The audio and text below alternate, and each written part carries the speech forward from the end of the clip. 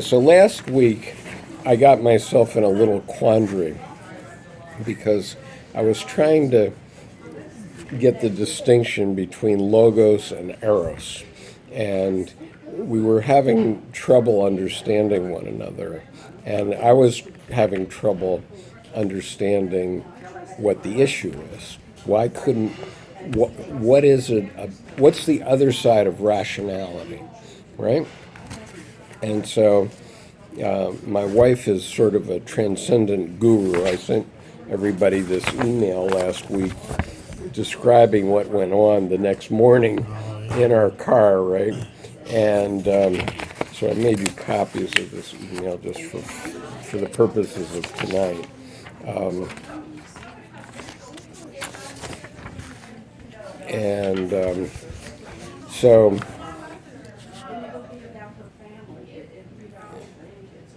So my wife had these observations. She says, as long as you're using Latin and Greek, you don't know what you're talking about. Well, I think that there is certainly something to that. Or in the case of Dr. Jung, he was using Latin and Greek because he didn't want to make it easy for you to understand what he was saying. Right. Well, people use Logos Eros all the time outside of Jungian psychology. Sure they do, yeah. Okay, but It's just, it's like any other word. We adapt it to our own language. right. I'm not trying, no, I don't think we're trying to speak Latin or Greek.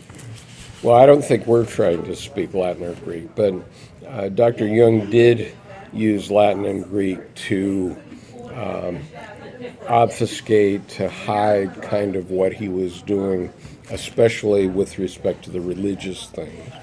And but I came up with this metaphor for what's the difference. Remember in the movie The American President, which had Michael Douglas playing the president, Martin Sheen playing his chief of staff, and Annette Benning playing his girlfriend. And early in the movie, they're trying to decide whether it's a good idea for the President of the United States to have a girlfriend. And that is a theme throughout the movie. But at the beginning, Michael Douglas and Martin Sheen are playing pool, and the chief of staff says to the president, well, we could run some numbers on that. Okay, very rational thing to do. We're going to get statistics on what the American people think about your having a girlfriend. And Michael Douglas takes his pool cue and throws it down, and he says, now you're not talking about my presidency, now you're talking about my life. And that thought came to me, and it immediately made me think that that's the issue, okay? That what? Yes, because Logos does not have life in it, there's this Winston Churchill quote, which he was asked during the Blitz why he was spending money on the British Museum, and he said, if we don't fund the arts, then what are we fighting for? Because, and I interpret that to mean he regarded the arts as the essence of freedom. Okay. And so then I got to thinking about it, and in the beginning was the Word. So here we are. Here's the Holy Bible, and in the beginning was the Word. But there's nothing about this book that's alive. It's a bunch of stories, and I remember growing up as a kid and simply falling asleep in church because I said, how does this relate to my life? And even in my 20s and 30s, when I would go to church regularly, and the sermon would be about some passage in the Bible where guys were doing something 2,000 years ago, I said, how does this relate to me? what's going on here? And so it occurred to me that everything about statistics and rationality is not alive. It's a way to point at life and to give you a sense of where it is. But until you have that experience that Bill has been talking to us about for all this time now, until it's been incorporated into your life, until you've had an actual religious experience, it's not part of your life. It's not life.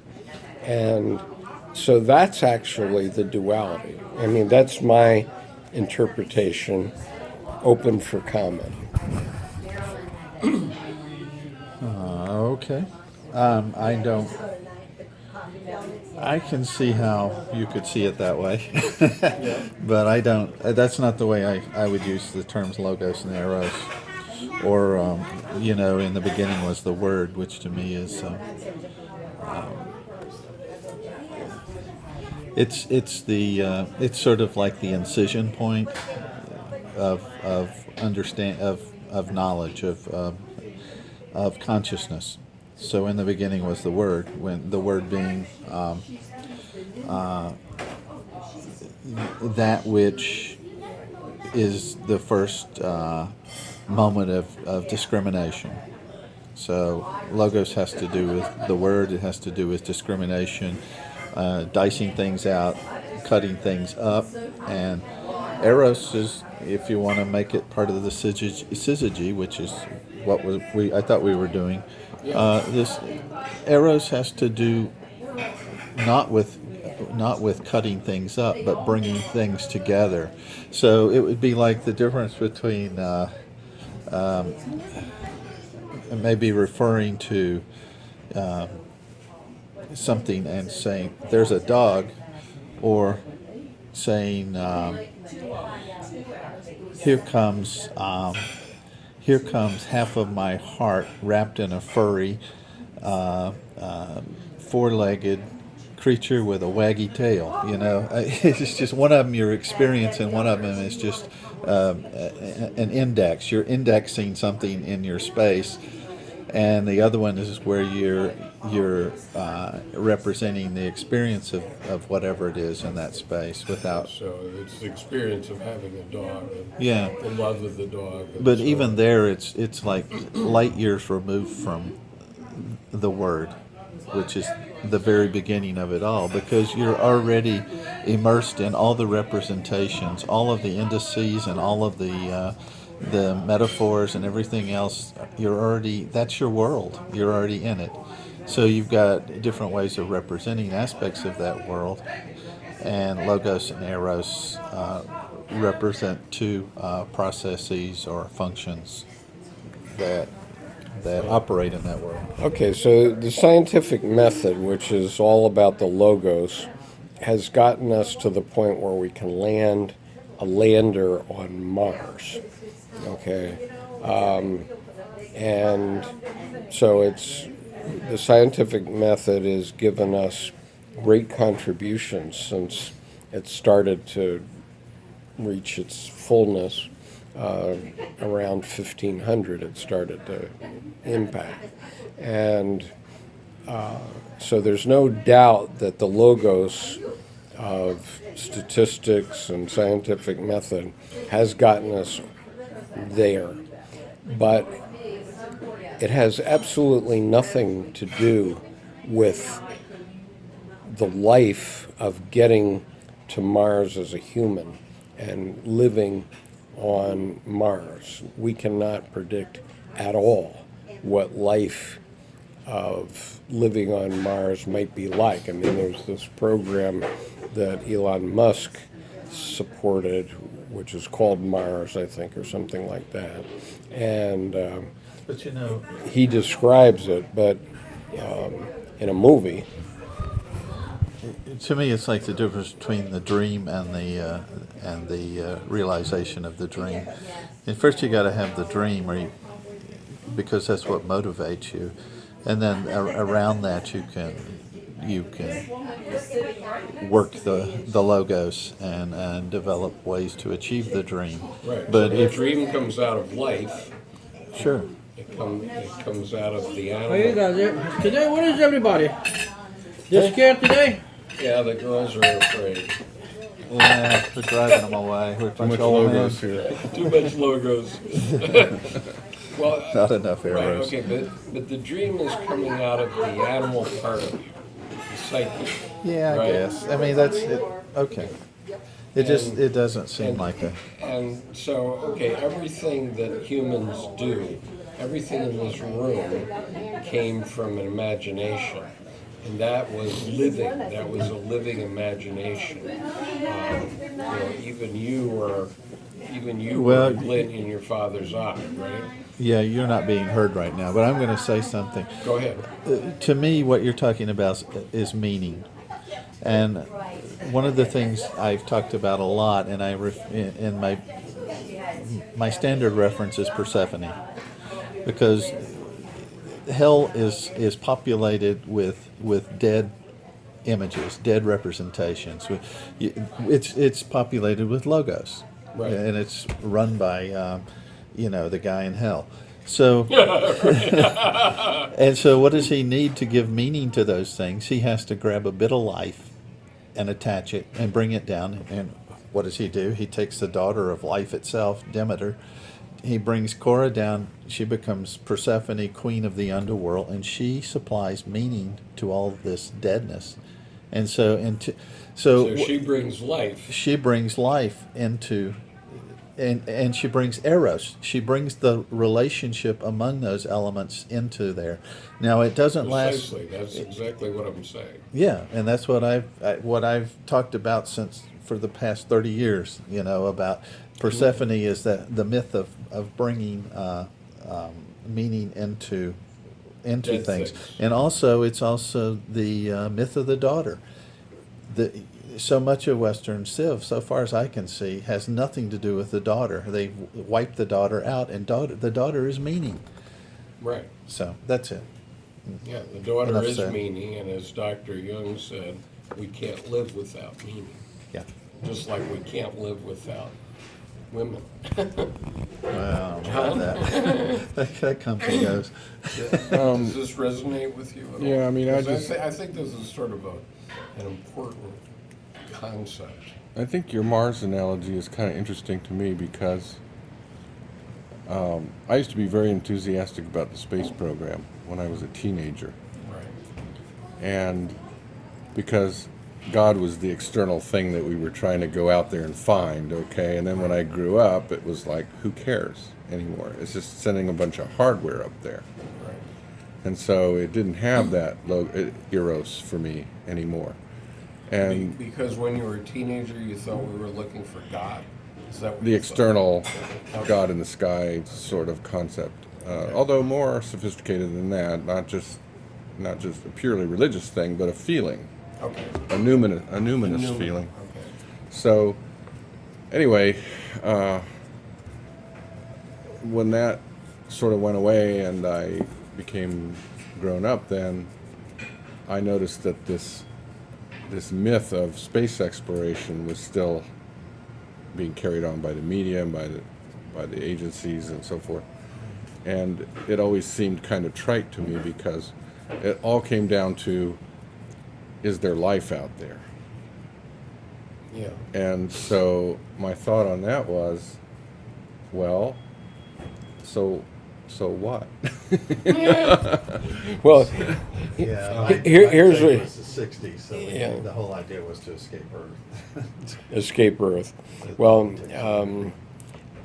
here's a radical thought for you. I happen to know two exobiologists. He and his wife are both exobiologists. They're both exobiologists. So I asked the wife, or actually, I didn't ask the wife. It's my wife who's the very curious one. So my wife asked the wife, who's also a PhD exobiologist. She said, what would be the high point of your career? And she said, it would be beyond belief if we could simply find a microbe anywhere outside of Earth's atmosphere. I think they've already done that. I No, thought they found it on a comet. not that I know of, but Or maybe I haven't heard about it. It could be. Never. I don't. I mean, there was a piece of Mars rock or something that had landed in Antarctica that they found, and they thought they had microscopic cells in that rock, but it turned out it wasn't. It was something I else. just don't have it. I have no doubt there's life out there. I don't know where it is. But that's also just looking at it in terms of our space-time. You know, our grid, which is just our grid. It's a tiny little grid. You know, there's other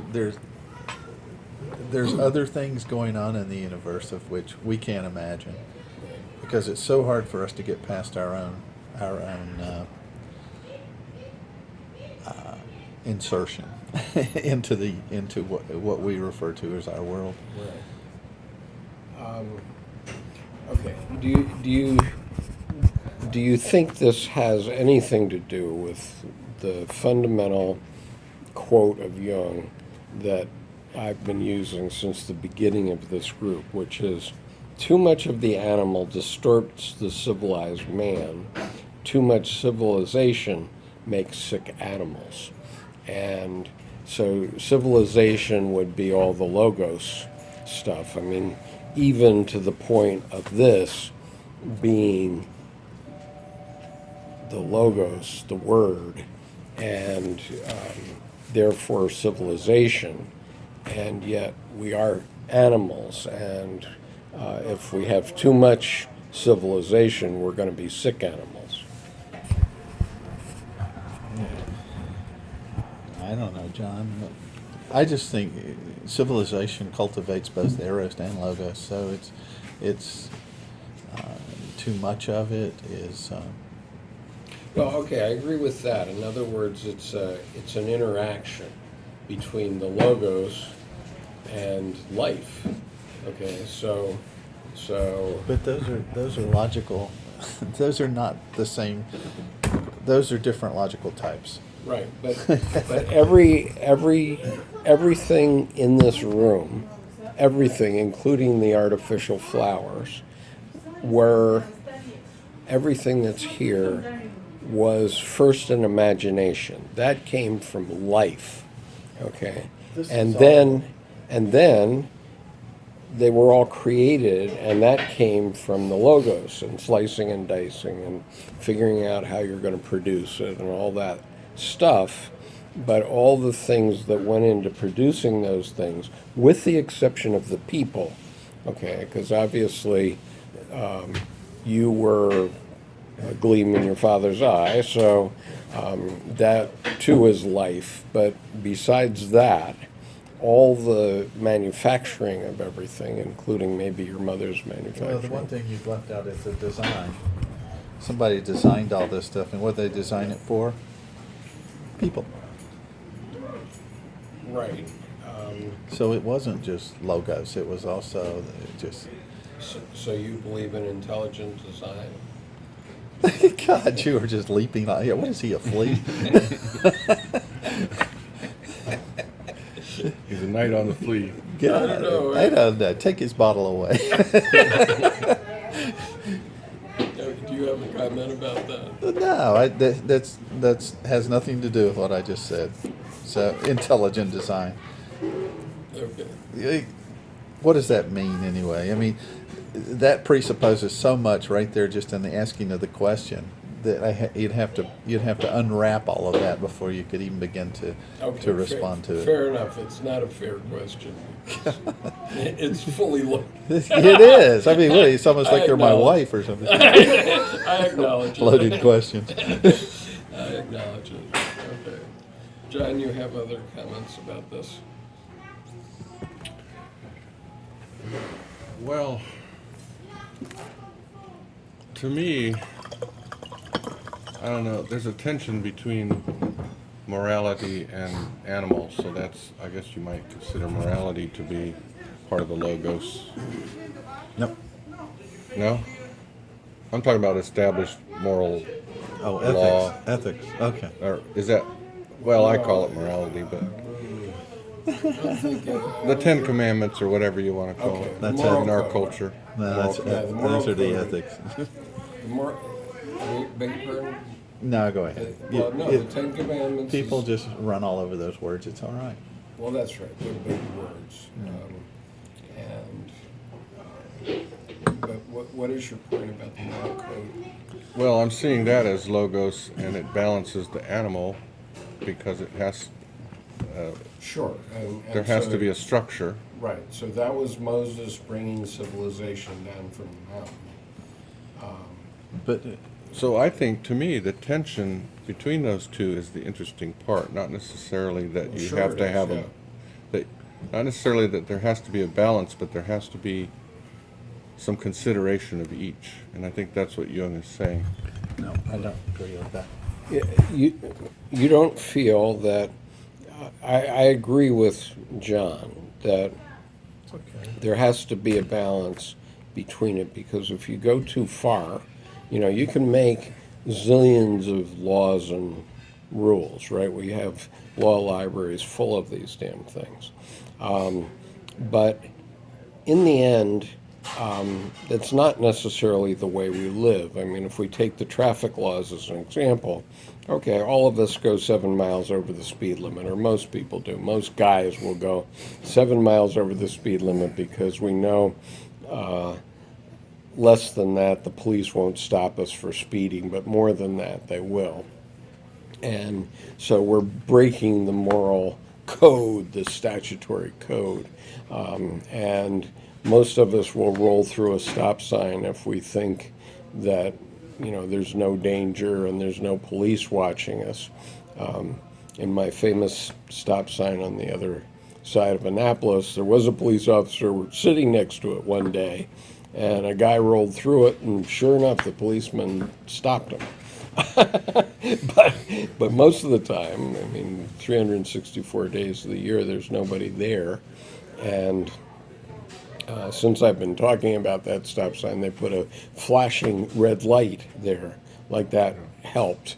Can I make another example that I think is more Go ahead. trenchant, and that is in the Paleolithic cultures of Australia, and apparently all Paleolithic cultures, there is a framework of a marriage where clans are arranged according to totems, and then there's an elaborate network of which a member from which clan can marry a member from whatever other clan they're matched up with, and then the children go into a third clan. And it's an elaborate network, and it was not intentionally or consciously devised. It arose spontaneously. It's organic to I don't know if you want to call it civilization or just conscious humanity. So in that sense, it's not something that, I don't see it as something that is optional. It's required because it arises spontaneously. That is life. And Dr. Jung talked about being among the Pueblo. Finish it. Pardon? I have more to. Okay, go ahead. But there was a story where an investigator interviewed one of the headmen, and he had broken one of those laws, one of those strict religious laws on penalty of death. Mm-hmm. And they asked him why he broke it, and he said, because she was so pretty. So you see, there are these exceptions, these flexibilities, Right. but for the mass of people, that Well, structure is there. There was an organic, lifelike tribal thing, but also because she was so pretty is also He broke the law. He changed the religion, basically. right. Well, Fundamental. because he violated the logos, but both of them were eros, was it not? I would say the framework is more Well, logos. okay, so it developed organically, the tribal thing, It just spontaneously arose. spontaneously. In But fact- then they wrote it down and codified it, so then no, it was they didn't write like, it down. Had to be Okay. written down by anthropologists. okay, but they didn't write it down, but everybody knew what the code was. Everyone knew what it was. Everyone Right. knew what clan they belonged to, but they had no idea there was this network. And they had no lawyers. And it was striking about this is that when I read Jung's work on alchemy, Yeah. he talks about this kin framework, which just struck me. Yeah, well, that's interesting. So in Memories, Dreams, Reflections, he has this chapter on going to Taos, New Mexico, and meeting with a tribe. I think it was the Pueblo Indians, and the Pueblo. I think it was the Pueblo Native Americans, to the extent anybody's native in North America, and those guys. That tribe, every morning they get up before dawn, and as the sun comes up, they spit on their hands and help the sun. You know, they have this motion that they do to help the sun be born, okay? And so he thought that that was sort of a gift because they knew what they were about, which was that they were helping the sun be born for everyone. That was their religion. That was. That reminds me of something that has nothing to do with anything. I used to co-teach a course with Chris Wedge, a guy that you've heard of Ice Age, that animation and that whole series and so forth. Well, he was part of that group that founded that company and so on. He did an animation as a student. What? He did an animation of what? As a student. Oh, as a student. And in that animation, there's this little guy. It's very cute animation. It's just like the animation stuff he does anyway. And this guy would get up every day. He'd wake up, and his whole job was to go out and make sure the sun rose every day. And then one day he overslept. Oh. And it changed his whole life, of course, because the sun rose without him. But it was just an interesting that I thought that kind you brought it up and it reminded me of that Interesting. story. One thing you guys are talking about, you use terminology in ways I don't use it, and so it makes it difficult for me. Okay, so such as? Well, I don't know. You'd have to be on the spot, and I don't want to interrupt you when you're talking. And as far as I know, you guys are communicating, so that works for you. But one thing. We have to do it if we're gonna have this transcendent function where we get over the divide. Well- We're gonna have to do it when it happens. So All right. I won't be offended. Yeah. Now I don't remember exactly what it was. But There's a thing about if. Oh gosh, I almost had it. Because we're talking about stuff. Well, for example, when we were talking about the moral stuff, okay, Jung talks about there's the laws and the codes and so forth, the civilization, Right. and he says that stuff. And this I just read this recently, so I'm wondering if it wasn't an ion, but. He's talking, and we've talked about it before, I thought. At least I've talked about it, maybe we were, just missing one another. But he talked about how all of these codes and so forth are for the people who have not, you call it having the experience, but for people who aren't in touch with their unconscious, who the transcendent function isn't a daily part of their routine, where they don't know from within themselves what has to be done, where they have to reach out to some external source to guide them as to what to do and how to do it and when Right. to do it and where to do it and so forth. Whereas when it comes from within, you throw the book away. There's no point in it. You don't have the Ten Commandments. That's for the believers, not for the knowers. So, But there are all types in the world, not just the ones who can individuate. Well, that's true. But but what's I'm your not point sure that about has anything to do with what I just said. Yeah. All right. Your point was well made, Bill, and I just, okay, I'm gonna leave it be. I think I'm sort of getting tired. What is the equation that Jung makes between the sexes with regard to Eros and Logos? Or does he allows a combination of both in each individual, right? yeah, absolutely. But the predominant in males would be Logos, the subordinate would be Eros. That would have been his perception. I think that as they've done Myers-Briggs testing in recent decades, they've found that men and women fall about 50-50 on both sides. In other words, it's about equal men and women on both the thinking and the feeling side of the equation, at least in recent years. I don't know how it was in his time and how it would have been if tested at that time. But I do know that the Myers-Briggs trending has been toward women being more thinkers and men being more feelers, and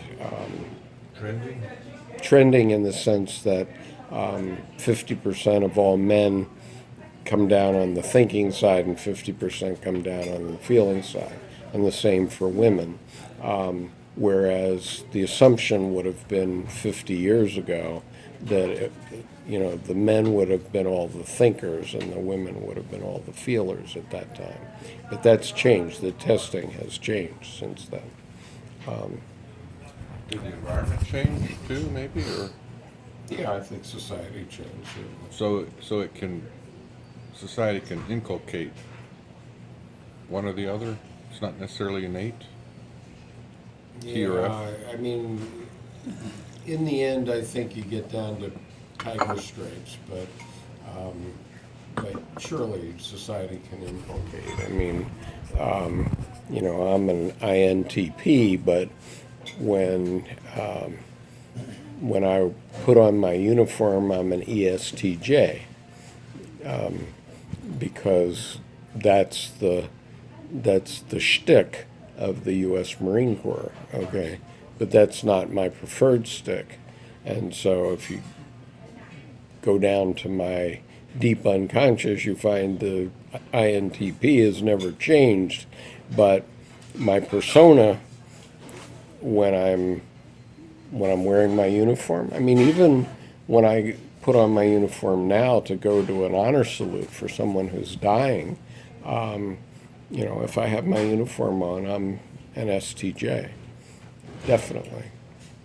I might these days be more of an ISTJ, not an ESTJ, but when I was on active duty and whenever I was serving in the Marine Corps, I was definitely an ESTJ. What about your business life? In my business life, I was... I bet outwardly you were ESTJ and inwardly towards the work. No, in my business life, I was INTJ.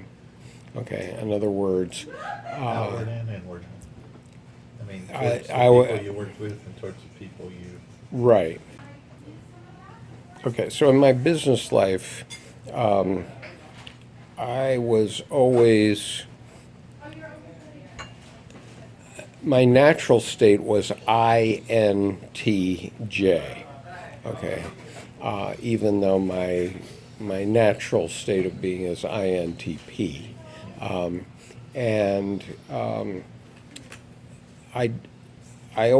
never wanted to be in marketing.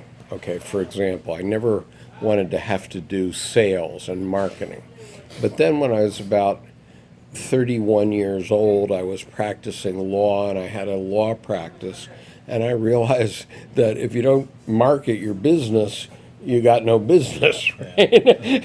and so then I found out that, oh, by the way, in business everything's about marketing, because if you can't sell your product or your service, you're not in business, right? And so that became an E thing, and so it's an E thing that I learned in early midlife that I had to put on. I didn't like it. Okay, in the Marine Corps, I didn't have to do that. As long as I showed up and signed my name, then after that, everything's taken care of for you. You don't have to sell anything except your performance, right? You have to perform, but you don't have to sell to keep your job. But in business life, that happened to me where I realized I had to be an E in order to sell anything. But I definitely I changed to a J in the sense that I always want to get things exactly right and get them done. And so I always hated that. But on the S and N scale, I was always intuitive. Okay. And so I would talk to people about something that was going on, and I think most people in business, because they're men, tend to be S's, and women are more intuitive, right? And so in business, because as I was coming along, there weren't that many women around, and so when something would come up and I would have an intuitive answer, and all the men would go, yeah, now I see. And so, my intuitive nature always served me well. But I always had people who would work with me or for me who would do the S work, right? Yeah.